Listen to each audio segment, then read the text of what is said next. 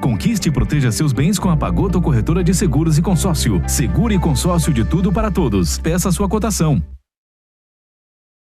A mais moderna tecnologia em medicina, intervenções minimamente invasivas e uma equipe médica qualificada. Muito prazer. Somos a Unicor, Unidade do Coração do Espírito Santo, localizada em Linhares. Reunimos especialistas extremamente qualificados e agora oferecemos também consultas médicas nas áreas de cirurgia vascular, cardiopediatria, neurocirurgia e cardiologia. Nós temos um compromisso com a sua saúde. Unicor, medicina de primeiro mundo em Linhares. Bate-papo das 6. Oferecimento Uniscan, diagnóstico por imagem. Rio Doce Radiologia. Unicor. Conquiste e proteja seus bens com a Pagoto Corretora de Seguros e Consórcio. Seguro e consórcio de tudo para todos. Peça sua cotação.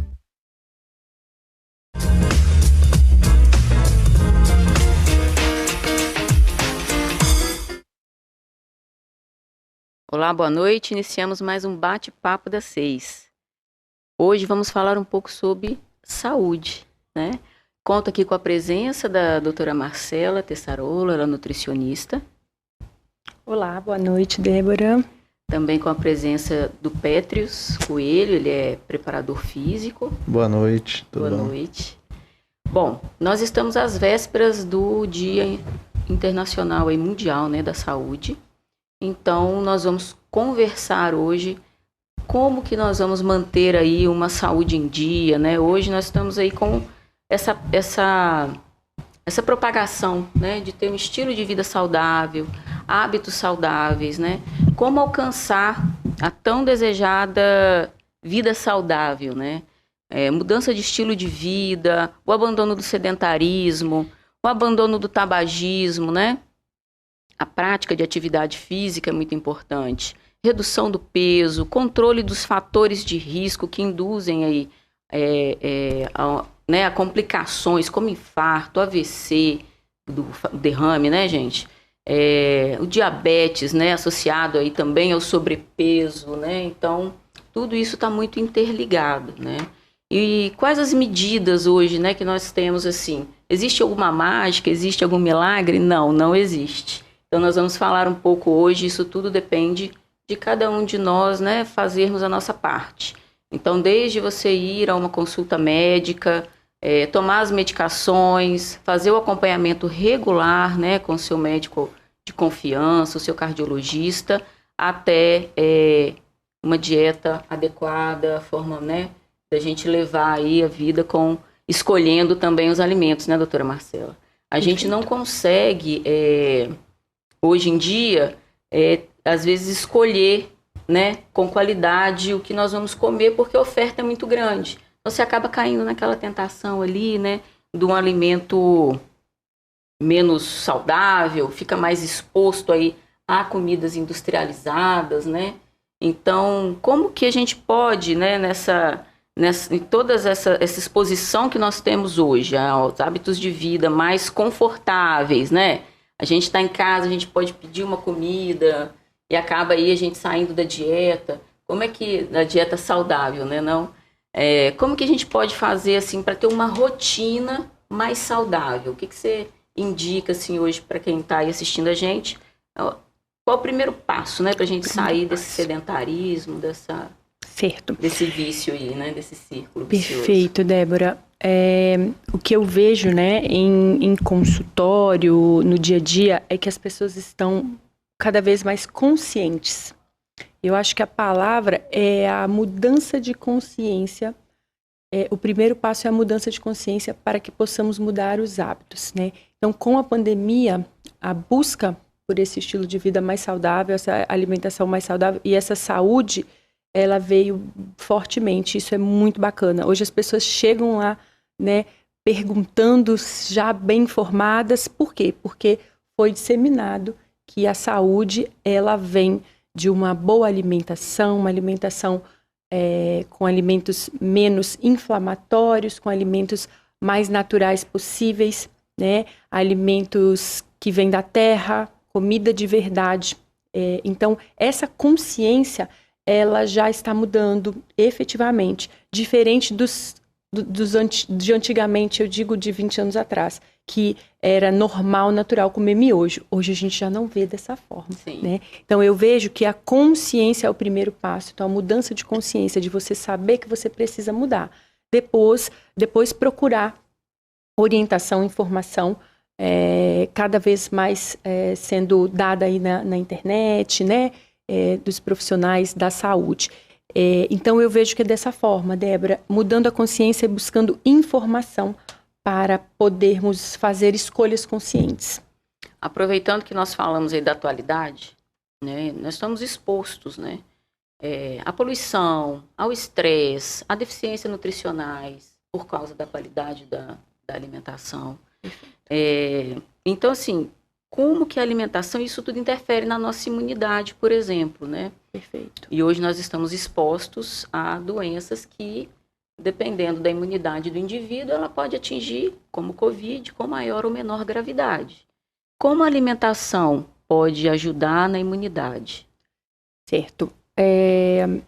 Voltando nos alimentos mais naturais, né? Quando nós falamos de alimentos naturais, alimentos que vêm da terra, com menos agrotóxico possível, nós estamos falando de nutrientes. Nós estamos falando do nosso organismo reconhecer esses alimentos entrarem no nosso corpo, fazerem o processo de absorção. Hoje nós falamos assim, nós não somos o que nós comemos, nós somos o que nós absorvemos. Então, se eu tenho um alimento livre de agrotóxico, eu vou ter a absorção real do nutriente que a batata doce está me dando, né? Se eu tenho a ingesta aí de um biscoito recheado, eu vou absorver o quê? Açúcar, gordura geneticamente modificada, sódio, né? Trigo inflamatório. Então, nós hoje precisamos pensar realmente o que nós estamos colocando na mesa. Né? E mais importante é que nós estamos colocando para dentro. Para dentro, né? A imunidade, da onde ela vem? Ela vem de um prato mais colorido, ela vem de variedade nutricional, qualidade nutricional, proteínas. Quantas pessoas, né, Petros, quantas pessoas não comem proteína e nem sabem como essa proteína ela é importante para esse processo imunológico, vitaminas e minerais. Então, eu acho que a gente precisa de pensar para esse processo imunológico, ter um equilíbrio entre ingesta de alimentos que vêm da terra, alimentos coloridos, se possível orgânicos, com uma ingesta equilibrada, proteína, carboidrato, gordura do bem, vitaminas e minerais. Uma pessoa que consome mais produtos industrializados, ela tende a desenvolver mais doenças, fato, né? Sim. Porque ela tem tanto a deficiência nutricional, né, que vai gerar irritabilidade, muitas vezes dependendo de onde, né, nós tivermos essa deficiência, uma letargia, né, sono excessivo e estresse. Até doenças, né, além das doenças cardiovasculares aqui, as doenças, né, obesidade, que são visíveis, muitas vezes doenças psíquicas mesmo, né, psiquiátricas, assim, que é uma depressão, uma ansiedade, né? Perfeito. Então, assim, esse hábito de vida, né, com uma alimentação mais saudável, mais natural, digamos assim, ele vem a contribuir, então, também para esse perfil de paciente, né? Aí pegando o link do estresse, né, que a gente está exposto também, né, o tempo inteiro, seja no trânsito, seja no trabalho, em casa, com os afazeres normais, além do trabalho. Então, a alimentação também vai contribuir para esse paciente, né, no estresse. Sim, o estresse que nós vivemos hoje, de alguma forma, ele causa gatilhos a nível de neurotransmissores, né? Então, ele degrada a produção de dopamina e serotonina, que seria o quê? Trabalho muito o dia inteiro, dou muito minha energia, meu cognitivo, minha produtividade e, de alguma forma, chego em casa e vou buscar um alimento inflamatório, um alimento que contenha açúcar, um alimento que contenha queijo ou glutamato monossódico. Para quê? É como se o meu organismo ele fizesse um mecanismo de compensação. Eu doei muito essa serotonina, eu doei muito esse neurotransmissor, eu quero ele de volta. E aí, essa questão, estresse e alimentação, é muito claro quando a pessoa tem fome no final da tarde, Débora. Você pode fazer uma análise, né, quando a gente faz as perguntas, né, Qual o horário de mais fome? No final da tarde, noite. É porque ela tem um grau de estresse, ela teve um dia muito intenso, ela trabalhou muito, não fez atividade física, não liberou a endorfina, e aí ela teve que comer compulsivamente à noite. E aí começa um ciclo vicioso. A atividade física vem complementar, né? Com certeza. O paciente que está assim, nessa cascata de um hábito de vida deletério para a saúde, onde tem o estresse, o sobrepeso, a atividade física é extremamente indicada, né, Pedro? Com certeza. Como funciona? Assim como a doutora Marcela falou, no começo, quando uma pessoa ela sai do sedentarismo, ela pensa em mudar de um hábito totalmente que não é saudável para um hábito saudável, ela começa já a pensar fora de uma bolha que ela estava de sedentarismo. Então, como funciona isso? Ela vai começar a praticar uma atividade física de maneira leve. A prática mais leve possível, seja no começo, na fase intermediária ou na fase avançada, ela vai estar ligado a diminuir o hormônio do estresse. Automaticamente, diminuindo o hormônio do estresse, ao praticar uma atividade física, você também libera, como a doutora Marcela falou, serotonina e também a dopamina. Por quê? São hormônios ligados ao bem-estar, que sempre que você termina a prática de atividade física, você vai estar liberando os hormônios e automaticamente a sensação de bem-estar acontece. É muito comum, às vezes, uma pessoa estar com uma dor de cabeça, um estresse do dia a dia, e nem estar a fim de praticar qualquer atividade ou ir para academia. Mas, seja qual for ela, e como eu trabalho na academia, vejo muito isso, ao chegar na academia ela fala, eu tô com uma dor de cabeça, eu não queria treinar, mas do meio do treino para frente da atividade ou do exercício físico que ela está fazendo, ela já some aquele estresse. Porque a sensação de bem-estar de estar completando uma atividade é muito maior do que a sensação de estresse que ela perdeu por estar praticando tal atividade. Entendo. Nos finais de semana, né, assim, nós vemos as pessoas andando mais, caminhando mais, Sim. praticando uma atividade física que traz mais prazer para elas, né? Certo. E no meio de semana, não. Né? Então, você vê, assim, aquele desconto, né? Eu não faço nada no meio de semana, eu vou fazer tudo de uma vez só. Sexta, sábado, domingo, ou sábado e domingo. Isso funciona? O importante é fazer. Seja qual for ela, seja qual for o dia, o importante é fazer. É sabido que pelo menos 150 minutos de atividade leve e moderada na semana é necessário. Isso dá o quê? 30 minutos diário. Que é o então, ideal, né? É no mínimo isso. É o ideal para você estar automaticamente saudável. Lógico que balanceado com uma boa alimentação, igual a doutora Marcela está falando, e você vai estar bem. Lógico que quando você se sente bem, você quer se sentir melhor ainda. Então, o que você pode fazer? Ir aumentando os níveis da intensidade. Mas seja no final de semana, de sexta, sábado, domingo, seja no meio de semana, fazer atividade sempre vai ser benéfico. Nunca vai ser maléfico. É melhor que nada, né? Sempre. Fazer pelo menos no final de semana. O estresse, ele tá aí, ó. Atividade física sempre relacionada a coisas boas, né? Então, tem que correr atrás do prejuízo, Certo. digamos assim, né? Ou do benefício, na verdade, né? Para que a gente possa ter aí, né, bons resultados, sem esperar aquela pílula, né, milagrosa aí, ou um remédio, ou algo Que não existe. que não existe, né? Fruto de muito trabalho, né? Nós temos, na alimentação, ela está totalmente, a atividade física elencada, uma saúde cardiovascular adequada, né? A redução dos fatores de risco que nós temos hoje, né? Então, a atividade física, por exemplo, ela vem corroborar na redução da hipertensão, do peso também da hipertensão, porque quando você reduz o peso, você também vai reduzir milímetros de mercúrio, né? Na pressão arterial. Então, é importantíssimo que nós tenhamos regularidade no que vamos fazer. Então, tanto a alimentação quanto a atividade física, elas precisam ser feitas de forma regular, né? Não adianta nada você fazer uma dieta muito restritiva e depois descontar isso tudo, vai ganhar peso, né? A pressão volta a subir, então você deixa de tomar o remédio muitas vezes sem orientação médica, achando que aquela perda de peso, aquela queda da pressão ali resolveu o seu problema, a hipertensão não tem cura, né? Então, é importantíssimo manter a vigilância também, né? O sal, ele é um grande vilão, né? Ele está aí embutido nos produtos, principalmente industrializados, como um conservante, né? Ele dá mais sabor, né? Ele dá mais paladar, né? Ele aguça o paladar. Então, quando a gente faz uma comida, a gente coloca o sal buscando aí esse realce, né, nos sabores. E ele está muito, muito alencado à hipertensão arterial, né? Então, assim, como você poderia orientar, né, a respeito desse sal? É só aquele sal do saleiro? Onde que está esse sal, Marcela? Onde que ele se esconde? Certo. Eu diria que o sal por si só, né, doutora Débora, ele é benéfico por ter os sais minerais.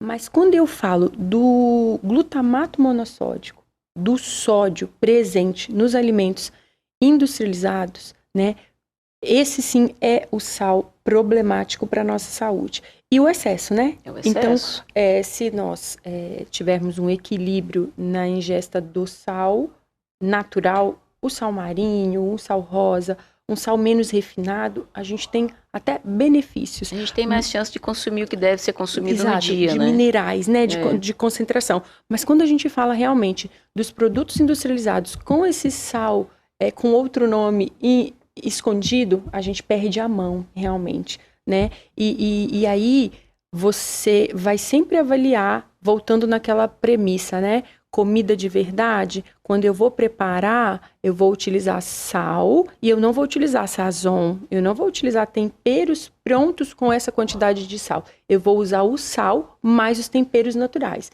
Então, por exemplo, né, a minha funcionária, que tem 4 meses que eu troquei, quando ela chegou na minha casa, eu disse, olha, aqui nós utilizamos só o sal rosa e não utilizamos outro tipo de sais, de sal e tal. Ok, ela foi no supermercado fazer uma compra para mim. E aí chegou escondido uns sachezinhos ali de sazon, daqueles uma marca, né, do Salho. E aí eu olhei e falei, olha, aqui em casa a gente não utiliza mesmo. Mas aí você observa de onde vem esse hábito, né? Ela tinha um hábito. E aí ela olhou para mim, como que eu vou fazer e tal.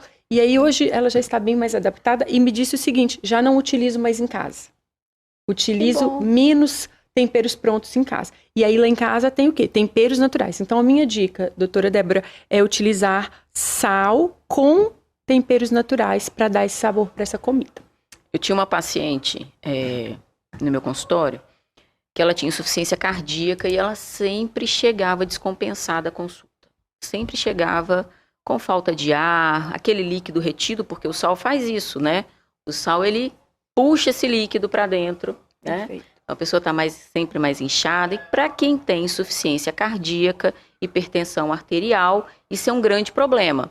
Então, ela sempre chegava para mim e falava assim, olha, eu não sei porque eu estou tomando o remédio direitinho, mas eu estou sempre inchada, com falta de ar. E aí eu fui detalhar direitinho o que ela estava comendo e tomando, né? Suco de caixinha. Ela tomava 2 litros de suco de caixinha por dia. Olha a quantidade. Então, olha a quantidade de sal. Aí o grande vilão do meu problema, né? Então, assim, o suco, ele é realmente assim, mas eu tomo suco na refeição. Fora o açúcar. Então, ele está escondido, né, ali, a gente precisa ficar... Fora o açúcar, né? Precisa ficar atento aí, porque ele está escondidinho. Perfeito. Bom, nós vamos finalizando o primeiro bloco, já voltamos com mais o Papo das 6.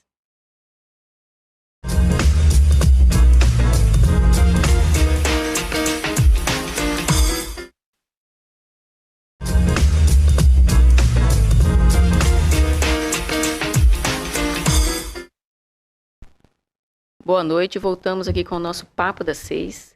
Hoje estamos aqui com a Marcela Tessarola, ela é nutricionista, e com o Pétrios Coelho, ele é preparador físico, falando para vocês um pouco sobre saúde, né? Amanhã é o Dia Internacional Mundial aí da Saúde, e estamos aí falando como prevenir, evitar, né, boas práticas, né, para evitar aí o desenvolvimento de doenças, né, e tentar praticar, né, ter hábitos saudáveis. E nós temos muita oferta de alimentos, nós temos, né, alimentação, nós temos escolhas, né, alimentos saudáveis, alimentos industrializados.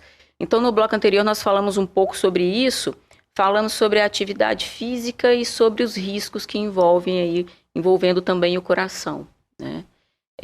Qual seria, assim, o exercício ideal para o paciente, né, que já tem aí uma hipertensão, tá um sobrepeso associado, né, um início aí talvez uma glicemia de jejum já alterada, qual o exercício ideal aí para esse paciente começar, né, a adquirir uma rotina de exercício físico? Vamos lá. Falando de exercício ideal, a gente parte da premissa que a gente tem que praticar um exercício com tempo, duração. Agora, você praticar uma atividade física, ela é muito benéfica a pessoas que que sofreram qualquer problema no coração.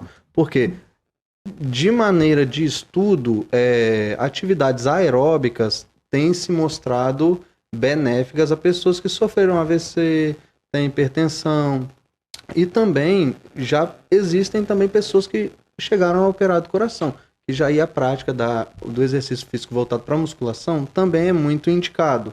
Lembrando que, já nesses casos, é muito bom ter uma pessoa acompanhando, seja um médico, junto com um preparador físico também. Tem alguns pacientes que têm limitação, a gente entra na parte de reabilitação, né? Sim. Esses pacientes na reabilitação, que são aqueles pacientes que já têm um déficit, né? Às vezes funcional do coração, esses realmente precisam, né, desse acompanhamento multidisciplinar. Com certeza. Né, que é muitas vezes do cardiologista, com o nutricionista, o preparador, né, juntos ali para poder chegar num exercício, numa prática adequada, ideal, que não seja realmente deletéria para esse cliente, né, para esse paciente. Mas é isso que você falou, né, a gente precisa ter essa atividade regular, uma atividade inicialmente aeróbica, né? Sim. Concorda, né? Eu acho que é o ideal. E aí o aeróbico o que seria? Para eles entenderem. Sejam exercícios de um tempo mais longo, porém com a intensidade cardíaca menor, em que você transite, porque existem as zonas de atividade física, entre zona 1 até zona 4, onde é os batimentos do coração que vai determinar cada zona. Então, uma atividade aeróbica de média e moderada e baixa intensidade, ela é mais indicada para pessoas que sofreram qualquer problema no coração. Por quê? Ela não vai ter aquele pico de chegar em zona T4, onde às vezes um batimento cardíaco máximo na pessoa é 180, ela vai bater 170, 160. Então não seria benéfico para ela nesse primeiro momento, a não ser que ela já esteja controlada. Agora, quando ela não está controlada, é melhor um exercício aeróbico de média, moderada e baixa intensidade, para que ela consiga ir criando essa resistência. Então, uma pedalada moderada, uma dança, uma esteira, uma caminhada, leves corridas, não corridas de alta intensidade, tudo isso vai trazer benefício para pessoas que sofrem de hipertensão, que tiveram AVC. Os pacientes que têm dislipidemia, né, que é o colesterol alto, vão se beneficiar muito. E assim, a alimentação para esses pacientes que têm o colesterol alterado, Marcela, eles têm alguns alimentos ali que eles podem lançar mão. A fibra, né, a aveia ali pode estar associada, né, ao tratamento medicamentoso, muitas vezes quando indicado corretamente, né, a partir de um determinado momento a gente acaba lançando mão dos medicamentos, mas a alimentação também pode vir corroborar, né, com uma boa evolução dos pacientes que têm problemas com os colesteróis, triglicérides, não é? Perfeito. Quando a gente fala dessa alimentação não inflamatória, né, nós falamos pensando realmente nesse processo da dislipidemia, do triglicerídeo alterado.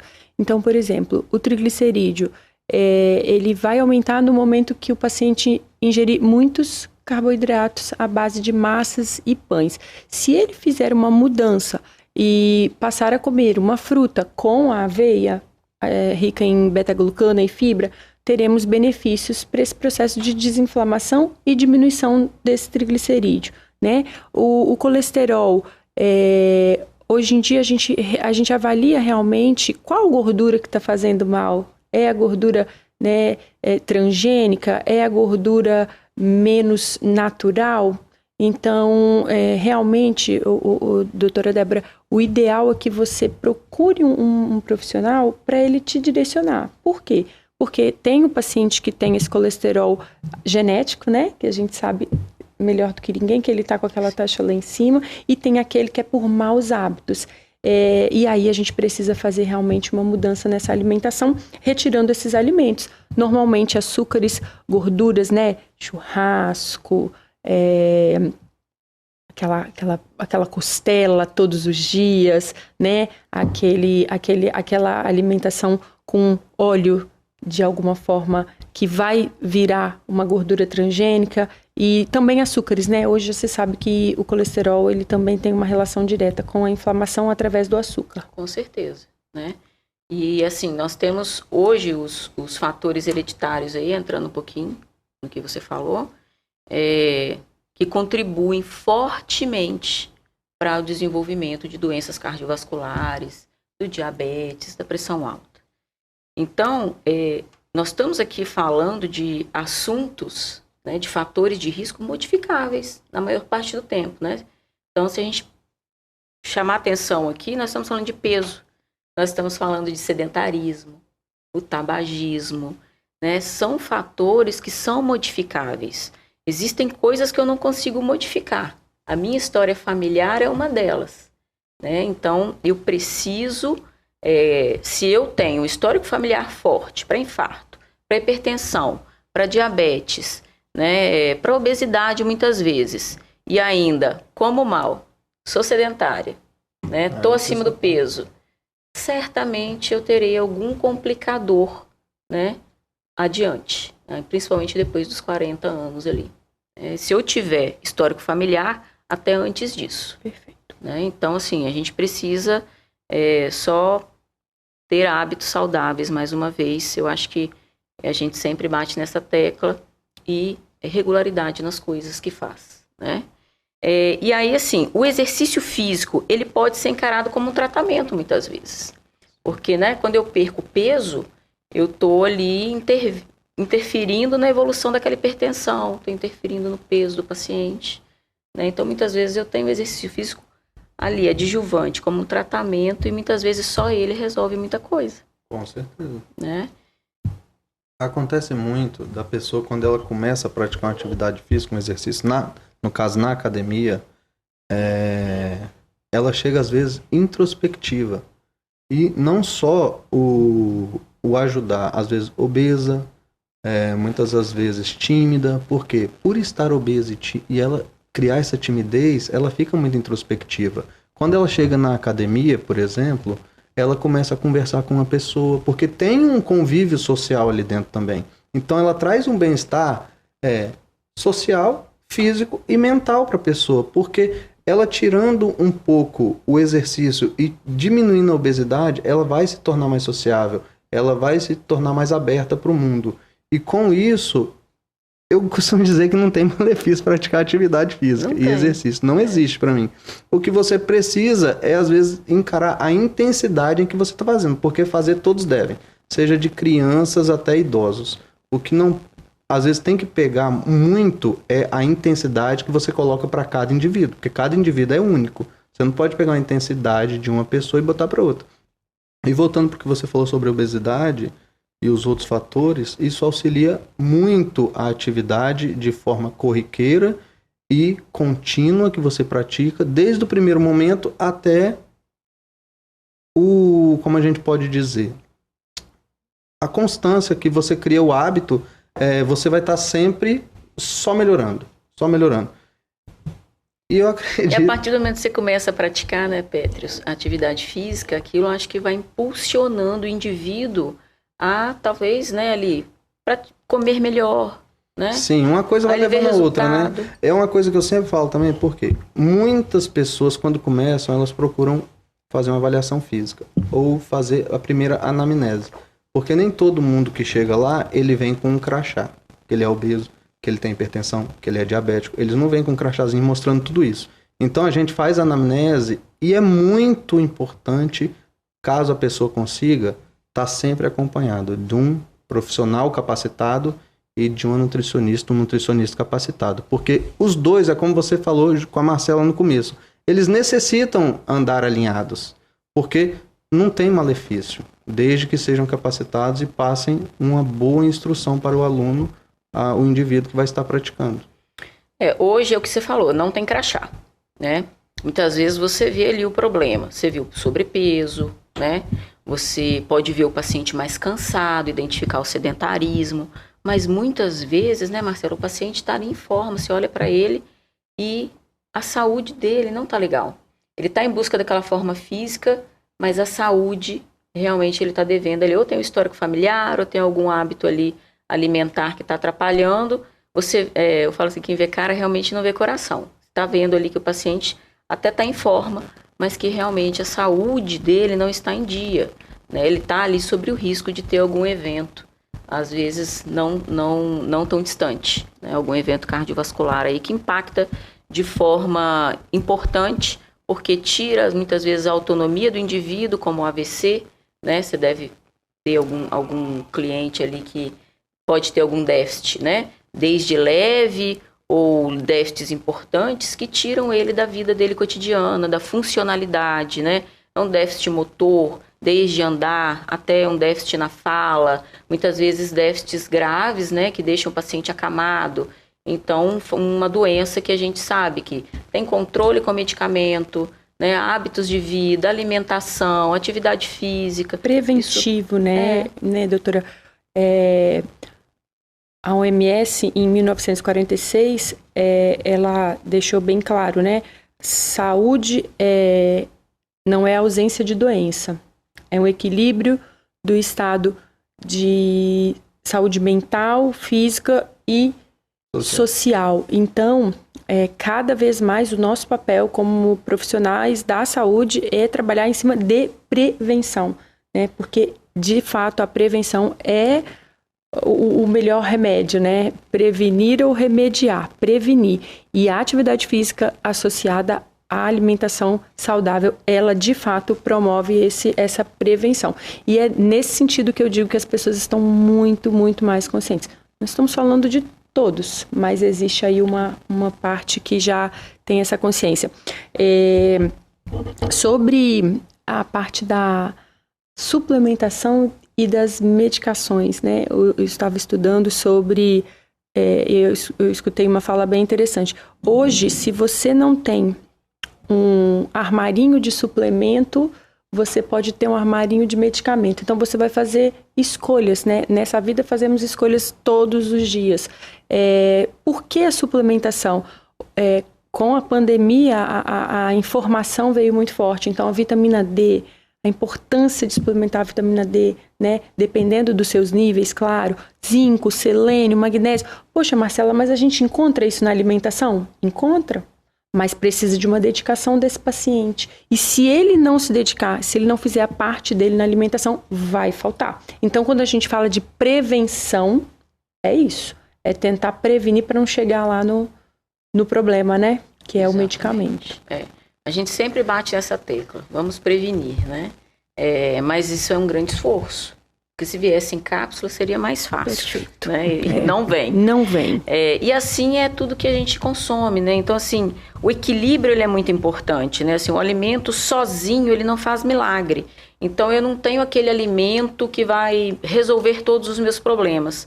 Eu vou comer só grão de bico, eu vou comer só... Não. Então, assim, os alimentos, eles precisam ser combinados, eles precisam, né, Marcela? Eles precisam ser funcionais. O que significa ser funcional? É servir a gente, né? Para aquele objetivo. Nutrir, né? Nutrir. Então, é importantíssima essa questão da funcionalidade. Isso. Né? Hoje, né, doutora, a gente tem aquele paciente que chega com as dietas loucas. Então, a gente tem que pensar nesse extremo também, né? Pacientes que chegam lá com deficiência nutricional, como você disse no início, por querer estarem magros, né? Ou estão naquela busca louca para perder peso e estarem comendo de forma com deficiência. Então, existe hoje em dia essa situação também. Ou se tem o paciente que está com sobrepeso, acima do peso, ingerindo alimentos inflamatórios com deficiências nutricionais, e aquele que não ingere nada, que também tem uma deficiência nutricional. Dietas muito restritivas. Muito restritivas, que de alguma forma vão levar a um problema sério. É muito comum chegar na academia, um cliente reclamar muito que está sempre subindo e descendo peso. Que é chamado efeito rebote, que a gente vê. E é justamente pelo que a doutora Marcela falou, de ter feito muito tempo umas dietas super restritivas e nunca conseguir chegar no seu objetivo, que é a perda de peso e se sentir mais saudável e mais belo ou bela. Então, é muito comum isso acontecer e eu acredito que não existe uma fórmula mirabolante de tirar peso e deixar a pessoa super slim. É o dia a dia. É o ganho dia após dia. Como a gente diz, é um dia após o outro. Quando você tem uma perda muito rápida de peso, muitas vezes você não tem aquela reeducação alimentar, a reeducação de mudança de estilo de vida, né, da prática da atividade física. Muitas vezes você tem até as perdas instantâneas de peso aí, mas você também ganha às vezes depois, né, porque você não teve essa reeducação, né, em todos esses campos aí. Bom, nós vamos terminando aqui mais um bloco do nosso Papo das 6 e voltamos em seguida.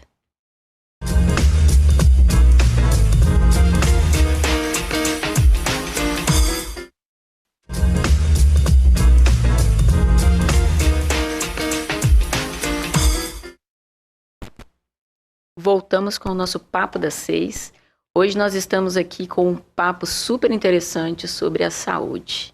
Eu conto com a presença de Marcela Tessarolo e Pétrios Coelho. Bom, estamos aí falando sobre hábitos saudáveis, né? E todo hábito saudável, para mim, inclui atividade física e uma dieta adequada. Tem que ter, né? Eu queria saber, Pétrios, como que esse início da atividade, para quem está iniciando, né? A atividade deve ser iniciada de forma correta. Muitas vezes a gente começa aí uma caminhada de forma espontânea, né? O paciente faz uma caminhada sem muito esforço. Mas uma atividade física monitorada, de repente, é a melhor opção, né? Para quem quer mais resultados. Quem deve ter mais atenção, por exemplo, a lesões, né? Nesse início aí. Às vezes a pessoa sai da caminhada, já quer ir para uma academia.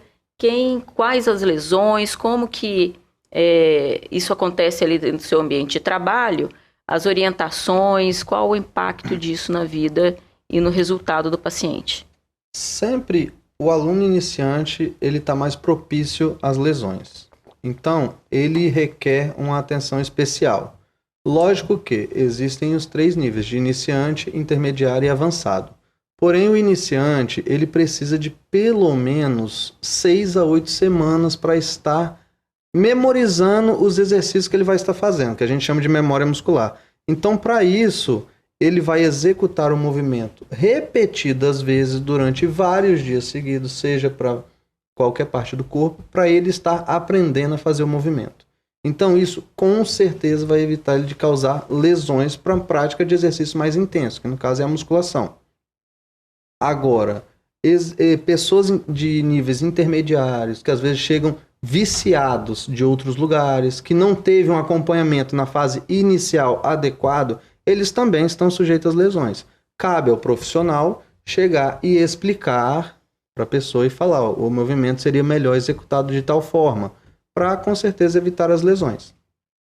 E assim, a forma que é feito a atividade física, o exercício, ele vai alterar o resultado final.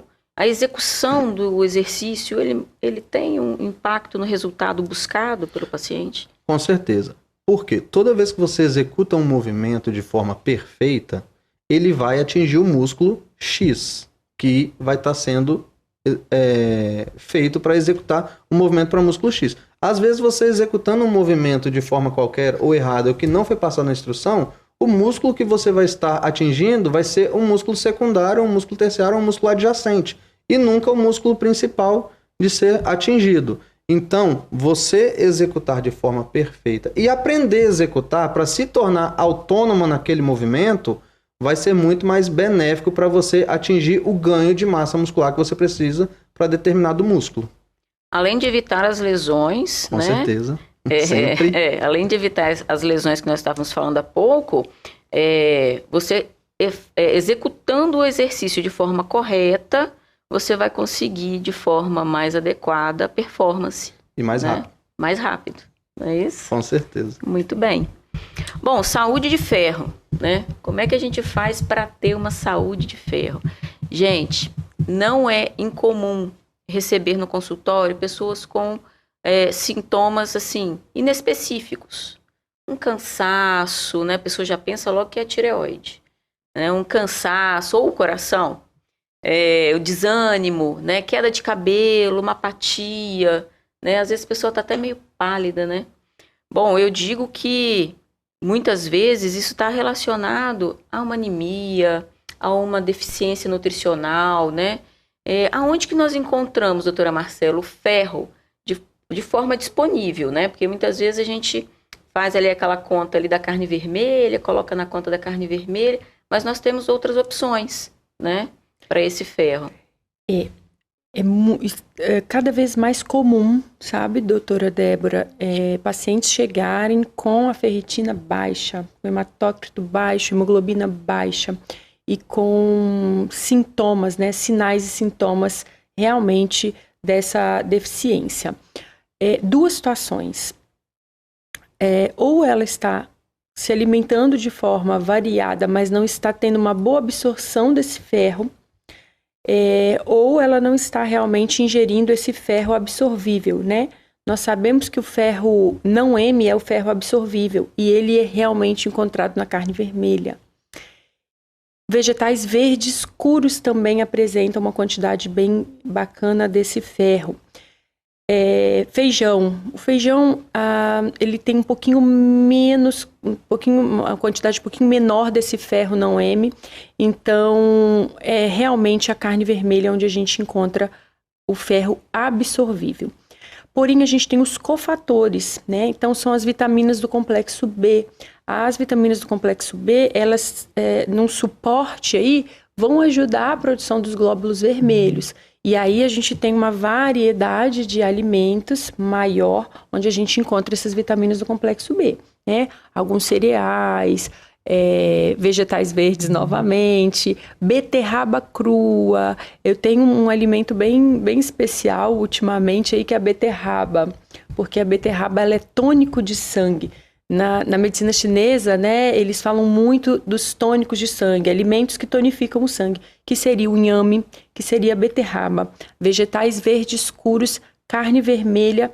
E lembra daquele tutano de boi, né? Aquele mocotó, aquela gordurinha do bem, seria muito benéfico. Pensar como uma orientação, uma vez por semana, você utilizar aquela gordurinha, que até então era um medo aí para os cardiologistas, mas tudo muito bem orientado, tá, doutora? Outra coisa, doutora, outra questão que a gente tem que avaliar é por onde estamos perdendo esse ferro, né, que é a menstruação.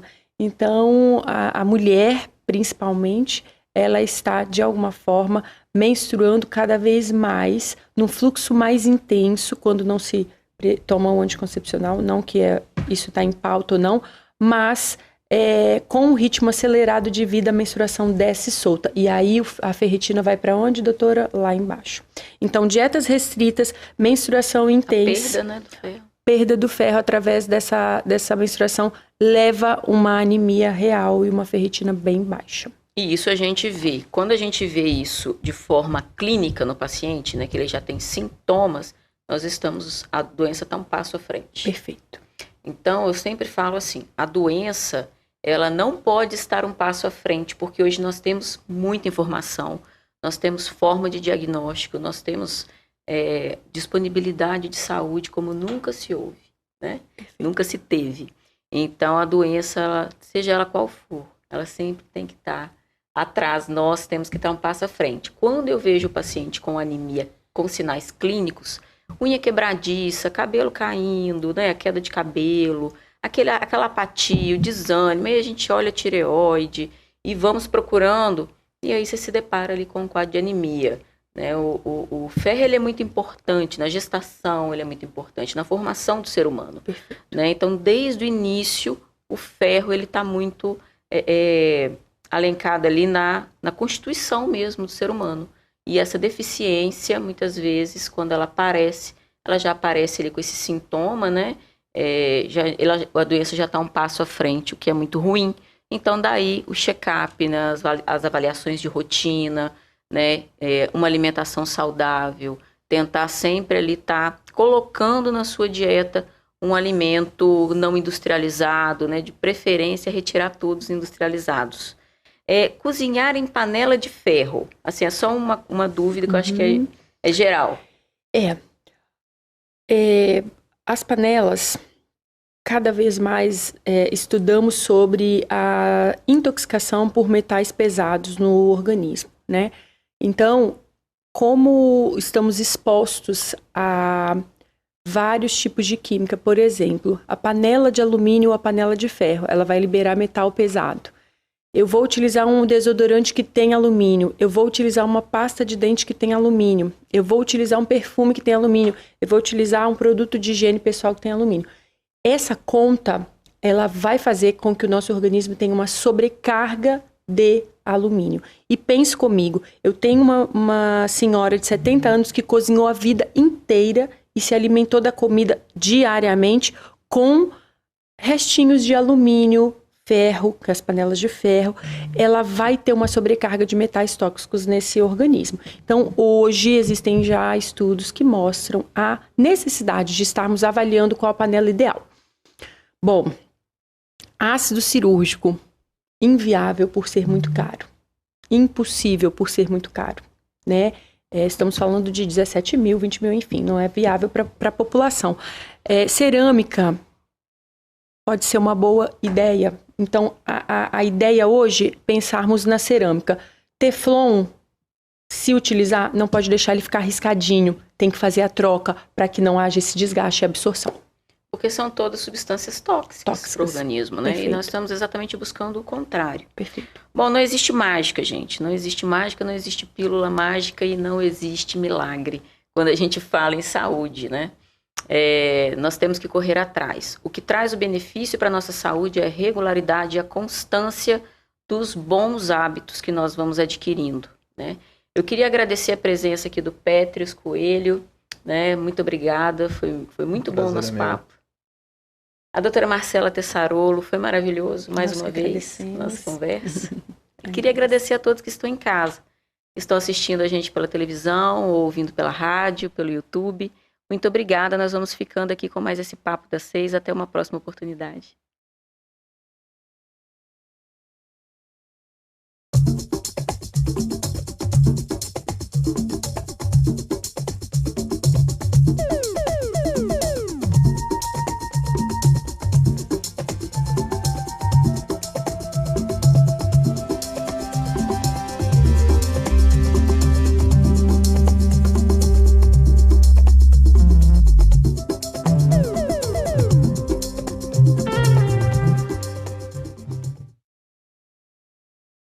Bate-papo das 6. Oferecimento Uniscan, diagnóstico por imagem. Rio Doce Radiologia. Unicor. Conquiste e proteja seus bens com a Pagoto Corretora de Seguros e Consórcio. Seguro e consórcio de tudo para todos. Peça sua cotação. A Unicor é referência em procedimentos cardiovasculares complexos. Um centro de hemodinâmica especializado em realizar intervenções de alta complexidade em cardiologia, fisiologia endovascular e neurologia, acreditado para tratamento de TAV. Somos referência no procedimento de oclusões coronarianas crônicas na América Latina. Entre em contato para mais informações. Unicor, medicina de primeiro mundo em Linhares. Conquiste e proteja seus bens com a Pagoto Corretora de Seguros e Consórcio. Seguro e consórcio de tudo para todos. Peça sua cotação.